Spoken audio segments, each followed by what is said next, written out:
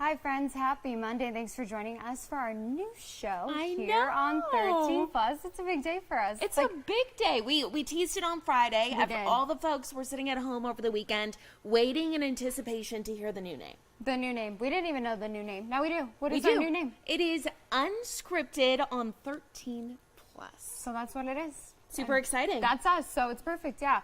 So we look forward to starting this kind of journey with you guys, 9:30 every single day, and just kind of more of an interactive approach, I would say. Absolutely. Wanting you guys to weigh in, let us know what you think about the stories that we're sharing with you, but also kind of what you want to see. And what else is just going on in your day? Weigh in the comments. Tell us what you're doing today, what's making you smile. I know for me, it's not being in places like Buffalo or Iowa today. Oh my gosh, it is. Honestly, this is the place you want to be in the country right now. During Because the month of everywhere else, January. Horrible. Take a look at this. You are taking a live look out to Iowa this morning where you can see the cold snow. You can just feel the cold through that picture. Yeah, I wouldn't love being there. Just snow completely covering the ground. Of course, we have a big thing going on today in Iowa, which is the caucus. And with the Iowa caucus, there's been a big concern about voter turnout. Obviously, they don't have the same storms that they did over the weekend, but we know that this is the kickoff to the Republican Party's presidential nominating process. And right now, people are just hoping, or the candidates are hoping, that people turn out to the caucus, considering the fact that they're going to have sub-zero temperatures there. Yeah, that's right. So in the past, we know Iowa has been known for surprises. And since 1972, only 3 caucus winners have gone on to win the presidency. But so far, all the polling shows former President Trump with a pretty significant lead this morning. So the big question is really who comes in second and by how much. So we're going to continue watching that for you. Definitely we'll be updating you throughout the day, on air, online, and right here on 13 Plus. And I think the big thing about the caucus is we're seeing all these events, whether it's, we'll talk a little bit later about the Bills game that had to be rescheduled. Oh, yeah. The caucus, I mean, weather is impacting everything happening across the country now. Thankfully, that's not the case for us as much here at home. So we do want to bring in 13 First Alert meteorologist Mallory Schnell with us today because we're seeing cold temperatures. I mean, just looking at some of the current temperatures, I would not want to be in Bismarck, North Dakota today. No. Negative 15. Well, and the crazy thing is, like, obviously areas in the Midwest, the plains, they're kind of used to brutal winters. Yeah. But this cold air is seeping all the way down to Dallas, Texas. 10 Oh. degrees. Memphis, Nashville getting quite a bit of snow this morning. So really an Arctic outbreak. It's hard to believe because on this side of things, we're enjoying We're our weather, warming up. Yeah. right? 60s It's and fabulous. 70s, but yeah, that's definitely not the case elsewhere. And as you mentioned, Des Moines might not make it above 0 today. They have about Okay. 10 inches of snow on the ground. So if you've lived in the Midwest, you know Oh, when you yeah. have that snowpack, it's even harder to warm things up. So if we can take a look at current temperatures right now, you can see, yes, these are actual air temperatures. These are not wind chills. So it's 5 below 0 in Kansas City, where they had that very cold Chiefs game over the weekend. 4 below in Minneapolis, 6 below in Chicago, 7 below in Denver. Even more brutal with those wind chills. As I mentioned, Dallas, Texas, 10 degrees. That is very cold for them. 11 in Memphis. That cold air continuing to surge areas off to the southeast.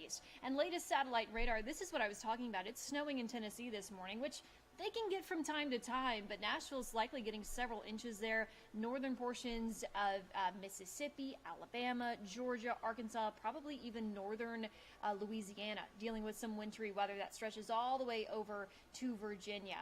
Watch as the mornings. A lot of pinks, purples, blues on this map. You're seeing wind chill alerts. You're seeing winter weather alerts. So even past the system that we're dealing with right now, more is on the way for that part of the country as we head throughout the week. Meanwhile, here at home, of course, we are going to enjoy some above normal temperatures, that colder than normal air continuing eastward. So, of course, we are going to continue to talk about this warming trend, and I'll have more details on our local forecasts coming up in just a few minutes, guys. So all the snowbirds, they're sitting at home this morning and they're like, Right. this is why we do what we do. Exactly. They This can is why see we what have their 2 weather homes. is back home Yeah. and understand why they move here for the winter, for sure. Absolutely. We'll check in with you shortly, All right. Mallory. Thanks. And we want to go ahead and take a live look right now because we were talking a little bit about it. The Bills game that had to be rescheduled. This game was supposed to be yesterday versus the Steelers. However, it was rescheduled. The NFL has said that they're not going to reschedule this game, but you can barely see anything right now in Buffalo. Not great visibility. And Nope. personally, as somebody, I've never played football, but as somebody who's gone to football games, I would not want to sit at a game in those conditions. Well, Mallory just talked about the Kansas City game. We talked about it on Friday. Yeah. Did you see on social media a lot of people's beverages, their beer was freezing before they could finish literally it? exploding. Andy Reid, that poor man had literally icicles He had on his icicles mustache. from his mustache. But as Anna was mentioning, so this game actually got canceled because it was whiteout conditions. They were worried about people even getting to the stadium. Now, as you can see, it's still not great there, but the game is on tonight. So the Bills are set to take on the Steelers in the wild card round of the NFL playoffs. And we're just looking forward to all of those kind of moments like we saw with the Kansas City Chiefs game. Everyone all wrapped up, everyone trying to stay warm. Hopefully the players not getting injured during these conditions. So lots to look forward to. These people are built different who go to these games. They are. You could have not. Die-hard fans. You could not have paid me to go to that Kansas City game. You could have been like, Anna, you get to go to dinner with Travis Kelce after the game. And I would have. And Taylor Swift. I would have said no Taylor, just me and Travis. And I'll go with Taylor. Okay, perfect. Carson's going with Taylor. I'm going with Travis. I still wouldn't have gone to the game, though, because it's so cold. They actually had fans. They were paying them to shovel snow yesterday in Buffalo. People were out there shirtless. Like, I don't. Yeah, I saw that. They're so brave. But tonight, so the kickoff for the game is scheduled for 2:30, followed by the Eagles and Tampa Bay Buccaneers at 6:15. So something that we are looking forward to later today, seeing how that goes. Of course, when we talk about sports news, Carson's face says it all. Very unfortunate news. I think news that people weren't expecting over the weekend. Not expecting it at all. No, when it comes to Arizona's football team, of course, we're talking about Jedd Fisch announcing that he's leaving for Washington to be their head coach after their head coach went to Alabama. And that's kind of what set this in motion. Nick Saban retiring, and then it was kind of weird the way it all developed because on Saturday, very strange. Yeah, on Saturday it had been reported that Jedd Fisch was in contract negotiations with the university, that they'd restructured a deal for him. I believe it was they were talking about like a little bit more than $4 million a year, I believe, annually. And so then yesterday we find out it's all over Twitter. I'm sitting there refreshing the feeds all day, just trying to figure out what's happening. Exactly. And they say that he signed a 7-year deal for $7.75 million a year with Washington. And I cried. I'm not even being dramatic. I cried. Yeah. I think so I went to the University of Arizona. Folks who have lived here their whole lives, we haven't been good in football for a long time. For a very long time. So seeing just kind of the momentum, seeing what he did for the team, he focused a lot on family and kind of building this program back up from nothing. Yeah. And then seeing what he did in those 3 years, we were on cloud 9. There was rumors that we will actually win next year the whole thing. So yeah, there was the predictions crossed for the college football playoffs next year, obviously, and that's huge. And people were saying, Arizona ended up being ranked number 11 at the end of the season. Some people were like, they should have been a top 10 team. Yeah. And so you just wonder, what does the future of the program look like now that you don't have Jedd Fisch? So we do want to take a look at some of the video from yesterday, because I think this was the most heartbreaking thing for fans to see. Was the fact that the Washington athletic director came to Tucson. You see Jedd Fisch in his home in a purple shirt signing this contract. That was kind of the video that sealed the deal. And then he had a meeting with players and was off to Washington. So ultimately, Mallory Schnell said this earlier, it is all Alabama's fault. No, I have been blaming Alabama. Effect. I've been blaming Alabama. Oh my goodness. So the big question this morning, what's next? Hopefully that our talent like T-Mac, Noah Fafita, they stay, fingers crossed. Definitely big players this season, but a lot of people wondering who that next head coach will be. So some of the names that have been tossed around this morning, Brent Brennan. So he was the San Jose State coach who was previously a candidate for the Arizona job when Fisch was hired. Brennan Carroll, who is currently the offensive coordinator for Arizona, and then Johnny Nansen, who spent 2 seasons as the Cats' defensive coordinator before recently taking a job at Texas as the co-defensive coordinator and linebackers coach. So, I mean, I would like to see somebody who actually has been there this past year, who is inside the program and kind of can continue that legacy. Yeah. But other people would argue, let's get somebody from outside and kind of start from the bottom up again. I mean, I don't know what you do in this situation, and thankfully those aren't my decisions to make. Obviously with the Patriots and Bill Belichick exiting last week, they promoted from within. They moved up one of their linebackers coaches, who's now the head coach. A lot of people seem happy about it, but again, that's the NFL, so it's a different game here. I don't know if you can bring Johnny Nansen back. Obviously, Texas is going to the SEC. Maybe he wants to play in the SEC. Very competitive. Texas has a good program. They have Arch Manning there, so I don't know, but I think a lot of it kind of hangs on the players. You've seen people who, and I feel bad for the players. I do too, and it's really devastating, especially kids who committed to go to the University of Arizona this past year, and now the coach that they committed to play for, is no longer the coach here, and everything that they kind of were told Isn't wanting to be here for a long time. isn't what's happening. So I think we're all just kind of still stunned. But I think the thing that comes out of this, like the big takeaway, is that everyone is kind of like rallying around like Tucson is home. We support this team. We want this team to be great. So if there's any big takeaway, it's that. It's just that that program has the support of the entire community in all Southern Arizona and their fan base. So I mean, that's taken care of. You don't need people who support the U of A. They came out to games this season. Yeah. So you have that. And like if people know Fafita, T-Mac end up staying here, like you still have the love of that fan base. Exactly. We got a little taste of winning, and now we want more. So Yeah, absolutely. And we I still deserve think it. it's going to be a great year. Yeah, I hope so. I definitely hope so. So we'll just have to, that's kind of one of the things, we'll just have to wait and see. Well, we also know that today, of course, is Martin Luther King Jr. Day. We want to take a live look right now. So this is where President Biden is going to be today. He's flying to Philadelphia. It's going to be, I believe, the third time in 2 weeks that he's been in Philadelphia. And he's volunteering with a non-profit there. It's called Phil Abundance, and it helps supply food to those in need throughout the Philadelphia region. So they'll be putting together 5,000 backpack kits to help kids facing food insecurity in the greater Philadelphia region. And I know here at home, the Martin Luther King March was underway at 8 a.m. Yeah. So lots of people here locally also celebrating the holiday and just trying to give back and just embrace the holiday. Right, if you aren't going to be at work today, some people, not us, we're here. happily journeying Happily you here. Unscripted. But if you aren't, I mean, a lot of people spending this day giving back. I know that my parents had me go volunteer on Friday in Phoenix. Yes, you so did. I did, and I had a great time. It was a lot of fun. So if you can figure out a way to Makes do you that feel good, today, too. it does make you feel good. But a couple of things that will be impacting your day as far as closures go, just with the holiday today. So when we look at Cochise County, we know that their city county offices will be closed. That does impact Sierra Vista, Bisbee, Tombstone, Douglas, and Benson. And here at home, we want to pull up another full screen here.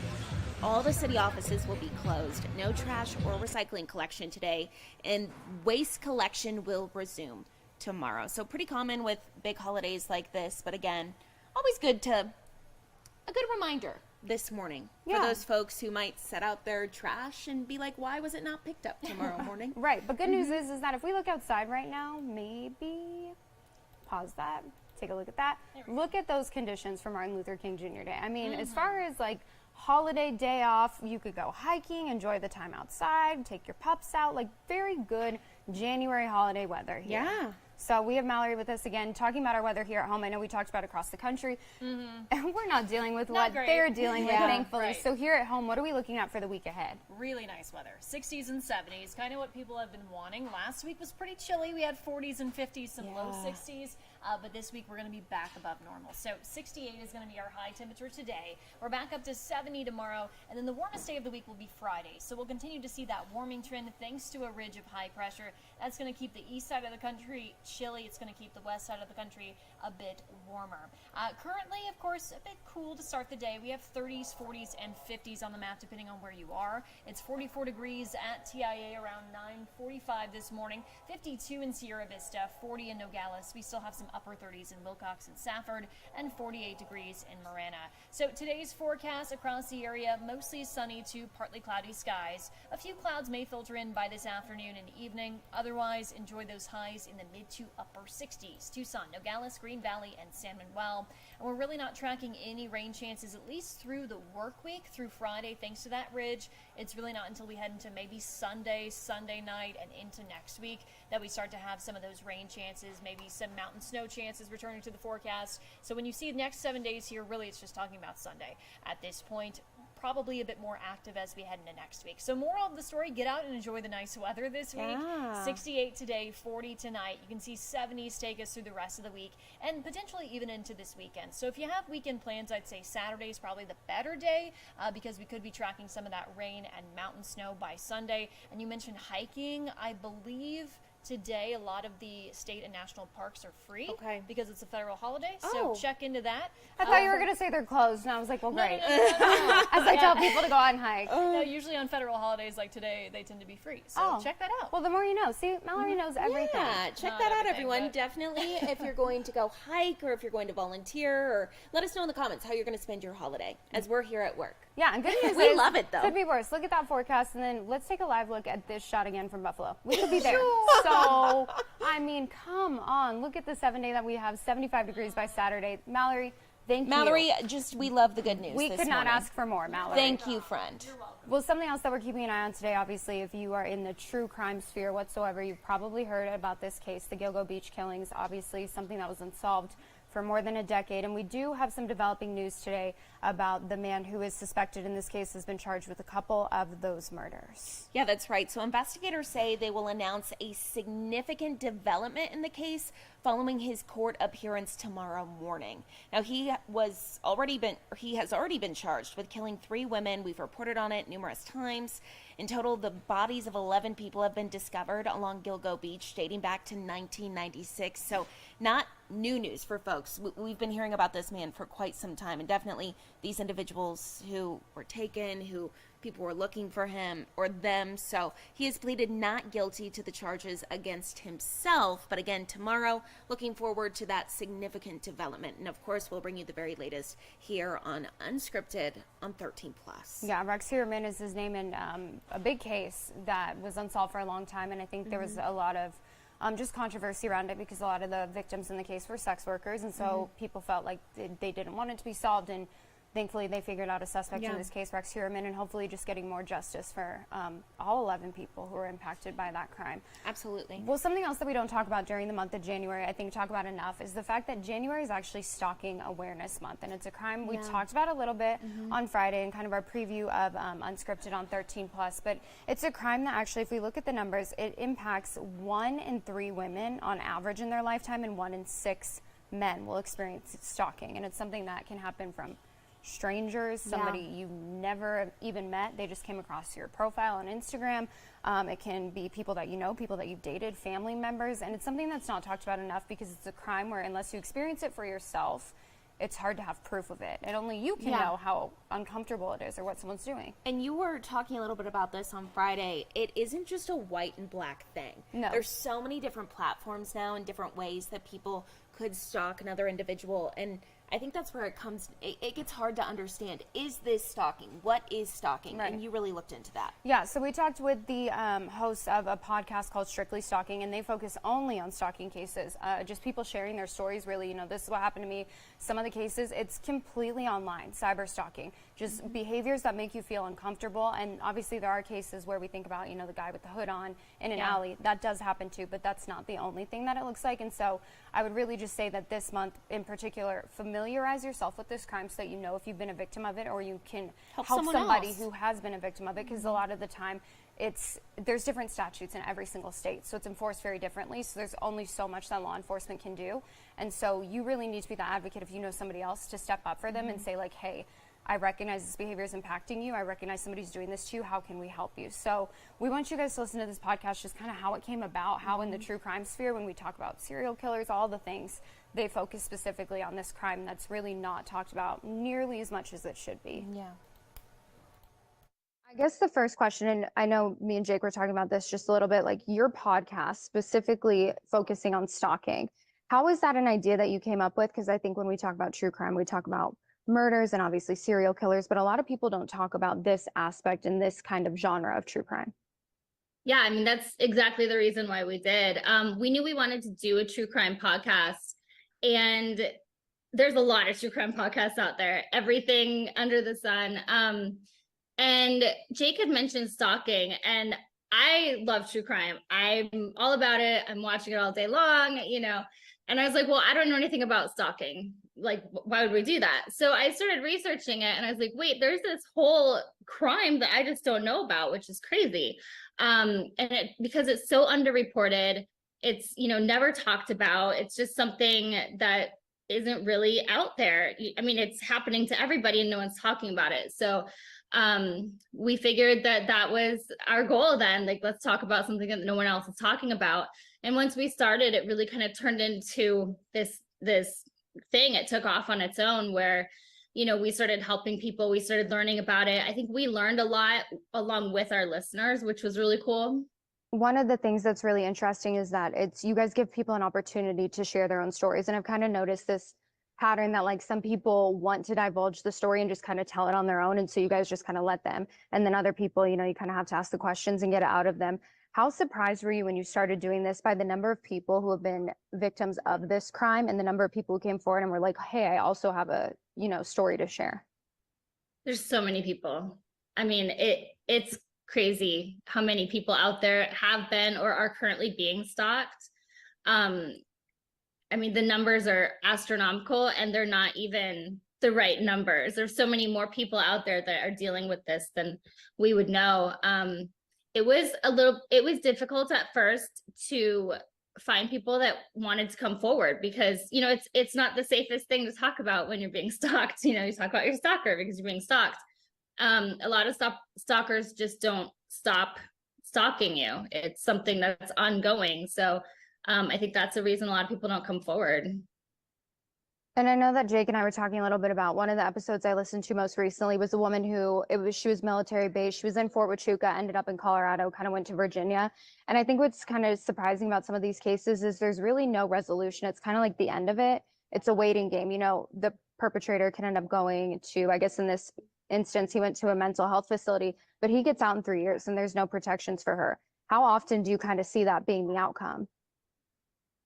It really depends upon what the laws are in the state. I think that being some eternal sort of waiting game, as you mentioned, is something that's unfortunately very common for stalking survivors. They end up being in a position where either the stalker goes away, they die, or they go to prison, or something far worse happens to the victim. So I think that when you look at it from that standpoint, the anticipation of not knowing what's going to happen next is a very frightening thing that they have to deal with day in, day out. So I think that, ultimately, even finding the podcast has been a very therapeutic way for people. And to your original question,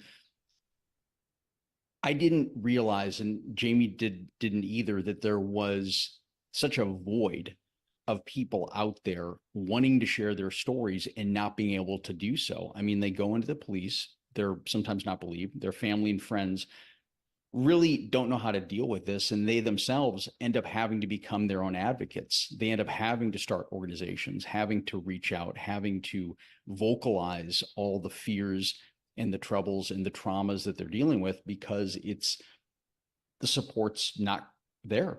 I mean, there's organizations out there like Spark and Stop Stalking Us and things like that have been instrumental in helping people get through this and cope with this. But every little bit of awareness, even what you're doing, Anna, helps to get this word out.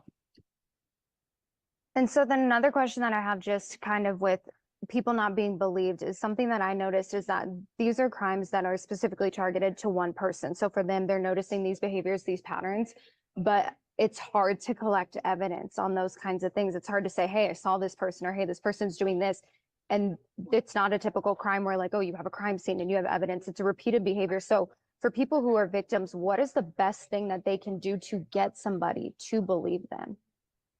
Definitely document everything. Document every little thing, write it down, and be vocal about it. Tell your family and friends, go to the police, go to the authorities. And if they aren't believing you, keep going. It's unfortunately something you really have to advocate for yourself. As a victim, it turns into a full-time job. You have to document every little thing. You have to go to the police every time. You have to show that pattern of behavior. And I think that's really the most important thing, is you just can't stop. You have to keep going. You have to keep telling people. You have to keep going to the authorities until you do find that one person that will believe you and take the case on.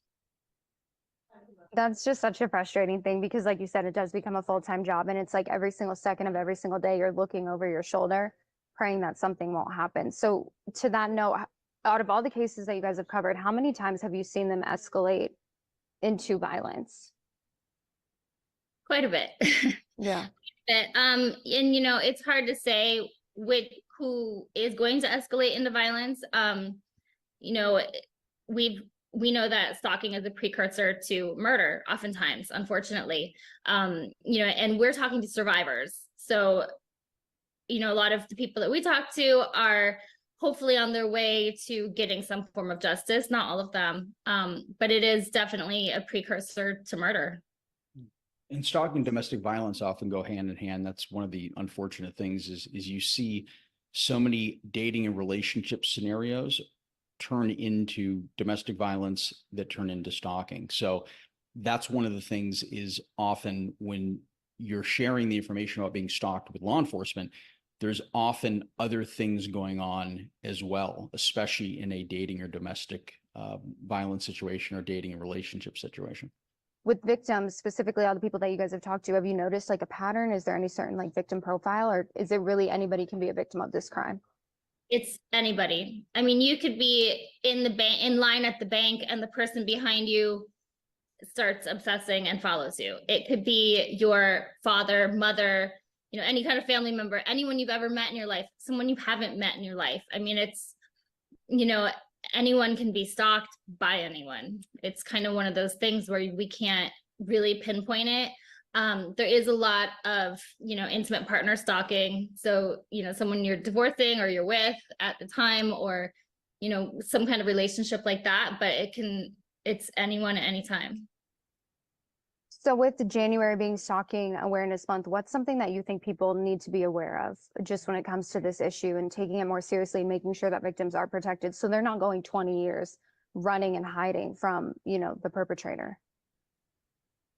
I believe that listening is a good start. I think that if someone is going through something like this, don't discount them, don't judge them, let them talk, because oftentimes it's a very isolating crime and people don't want to share it because they don't want other people to worry about them, and they don't want other people to become then victims of a stalker, because oftentimes when someone is stalked, it does impact family members, it does impact friends, it does impact workplace. So when you look at it from that standpoint, people need support. And I think just starting by listening. I also think that using things when people are stalking, the same kind of sensitivity around any other crime or criminal activity is to have a level of sensitivity. Anna, we were talking before about sort of the romanticizing of stalking and sort of what that means in the media. And I think if you take a step back and really understand the gravity, and even by listening to the stories, I mean, I really didn't know the gravity of what stalking was until I heard what these survivors go through in their own words. I can't stress the importance enough in that, because once you hear it from someone who has survived it, you really understand the full capacity and the trauma that they've gone through. So I think that really, if you just listen, start by doing that. And then I also think that just support in any way you can. If someone is going through a situation like this and they're being stalked, let's say online, social media, if you're in a position where you can offer to screen certain things, because we often say this, you have to document and you have to capture this information. You know, when people say, well, just block them, you know, people will go to law enforcement and say, get rid of your social media. That's not even an option in this day and age. So when you look at it from that standpoint, if someone is there to help you and be that advocate for you and kind of be that buffer to be able to screen things for you, that would be a benefit as well. So, you know, listen, learn, and don't judge, and try to be there as much as you can for the people you care about. Knowledge is key. You know, I think just learning about what stalking is, what the laws are, you know, I think that's always one of the most important things you can do if you're being stalked or if you know someone who's being stalked. So in doing this podcast, you guys launched it in 2020, correct? So 3 years now, what has surprised both of you the most? You know, I think just the stories. I mean, every time we talk to somebody, it's a completely different story. The stalker is doing something totally different than the last one, or, you know, it's a totally different type of relationship from the last one. The police have treated them differently than the last one. So I think just the fact that every single case is completely different from the last, even if it's a boyfriend stalking an ex or a girlfriend stalking an ex or something like that, you know, intimate partner stalking, they're all so different. I don't think that I would have realized that starting out. Yeah, and I think you guys are kind of proof that like there's somebody out there who will believe you. Just find that person. Like there's always going to be someone who does. Absolutely. And the fact that it's National Stalking Awareness Month next month and the 20th anniversary, I think that's definitely something to highlight. And the fact that Debbie Riddle and Tracy Baum went to Washington, started this to get this level of awareness. So the 18th of January is going to be a day of action, which is going to be Share Your Sparkle, which is Debbie Riddle lost her sister to a stalker, Peggy Clinky. And she told her story to anyone who would listen. And by the time she got to Washington, they ended up creating this National Stalking Awareness Month. So now it's the 20th anniversary. So you can find out more information at Spark or follow us legally on Instagram or on our website. We have links in the bio, but I think that that's a very important thing in terms of education, understanding, and support for anyone to rally around that. Yeah, and if you are, interested in more information, we're on Instagram at Strictly Stalking Pod. You can find our podcast anywhere that you find podcasts. We're out there. We're on, Apple, Spotify, Amazon, everything.